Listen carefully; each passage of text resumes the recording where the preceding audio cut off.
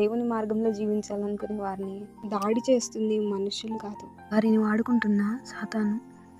నీ పట్ల దేవునికున్న గొప్ప ప్రణాళికలు, నీ జీవితం ద్వారా ఆయన నెరవేర్చాలనుకున్న గొప్ప కార్యాలు, నీ వల్ల దేవుడు ఎంతో మందిని దీవించాలని, నిన్నెంతో మందికి ఆశీర్వాదకరముగా ఉంచాలని తలంపు దేవుడు కలిగి ఉంటే, సాతాను దాన్ని నాశనం చేయడానికి నానా ప్రయత్నాలు చేస్తూనే ఉంటాడు.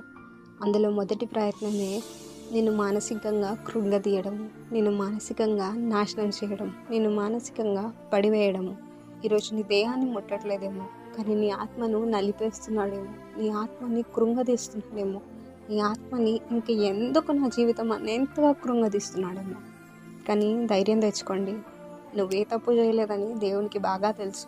దావీదు ఏ తప్పు చేయకముందు సౌలు అతన్ని చంపాలని ఎన్నో రకాలుగా ప్రయత్నాలు చేస్తాడు.